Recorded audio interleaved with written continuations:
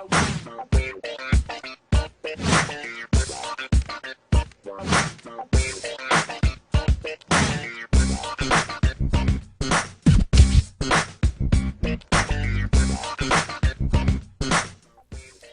what's going on, everybody? You guys are checking out episode number 168 of the HoopDoctors.com podcast. And of course, I go by the name of Kevin Burke.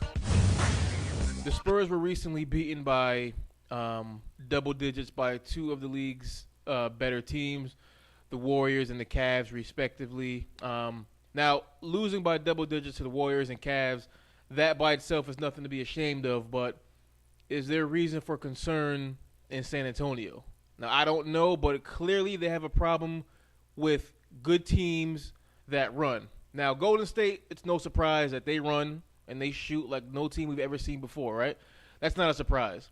But since Tyronn Lue has taken over for David Blatt, he's instilled his desire to want to run and gun and shoot a little bit more. And we saw that when Cleveland played San Antonio. They're out in transition a lot, and the Spurs really didn't have an answer for that. So Lue's mentality so far, it appears to be the right one, and it also appears to be one that San Antonio does not quite have an answer for yet. I don't know if they have the, if they're athletic enough on the wings to keep up with teams like a Cleveland and like a Golden State that get out and run, because in transition, the Spurs had a tough time getting back and stopping those, again, losing by double digits to both of those teams. Now, listen, okay, let's call it what it is. This team, the Spurs, they have a good shot at still winning 70 games, okay? So I'm not saying that, they're going to miss the playoffs, but listen, I'm just saying the perception of them now versus, say, 2 weeks ago, in my mind at least, is a little bit different.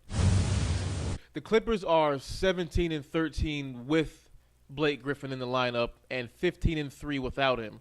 And because of this, the question comes up, are the Clippers better without Blake Griffin?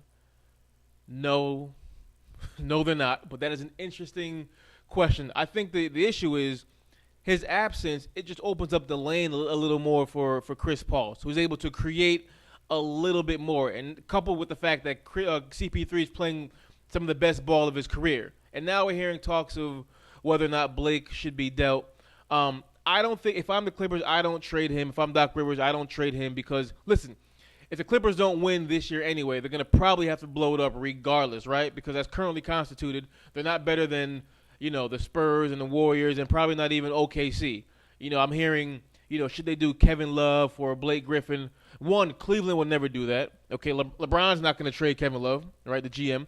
And two, that's just a panic scare move because the Clippers are on this hot streak without Blake Griffin. Listen, when you get into the playoffs, you're going to need your best players. You're going to need your superstar players, and, of course, that's what Blake Griffin is, okay?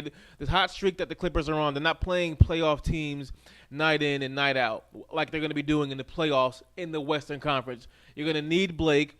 If I'm the Clippers, I'm the Clippers fan, I'm not putting too much stock in this disparity in winning percentage with Blake versus without Blake. I think it's more of a coincidence than anything else. So once his hand heals up from punching that dude in the face, you're going to need him. They're going to give him some time to gel before the playoffs start. I would just stand pat. I wouldn't do anything crazy trade-wise.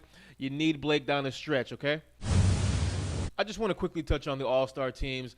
I've said for years I have absolutely no problem with the process for how we select starters for the most part, okay? I have no problem with it being a Lifetime Achievement Award. I have no issue with seeing Kobe Bryant out there starting. I don't care how many points he's averaging. I don't care what his shooting percentage is. I don't care what his team's record is. He's Kobe Bryant. I do feel it should be a Lifetime Achievement Award. I do think we should reward these guys for somehow being marketable for their entire careers. We want to see the game's biggest and brightest stars on this stage. I know that means a lot of guys are going to get snubbed. But it just is what it is, okay? It is what it is. These guys who have been, Dwayne Wades and Kobe, guys who aren't really having all-star years, but they're mega superstars. We want to see these guys. Now, the only beef I have with the process is the social media aspect. Because if you get one good retweet, like we saw with Drake and Kyle Lowry last year, you're going to be a starter. That's the only beef I have is the social media retweet aspect of it. But the fact of letting the fans control who becomes a starter, I think that's how it should be. If you get snubbed, you just get snubbed. I mean, you got to do a better job of being more marketable and kind of being more of a household name. I think it is what it is. I like the process. I want to see Kobe. I don't want to see Klay Thompson or Zaza Pachulia starting in Kobe's last year because the fans want, because of they deserving it or whatever the case may be, okay? I think Kobe, Wade, and the guys who I mentioned before who don't necessarily deserve based on performance, I got no problem with it, okay? That's all I got. This is podcast number 168. Until next time, I'll check you guys out. Be good.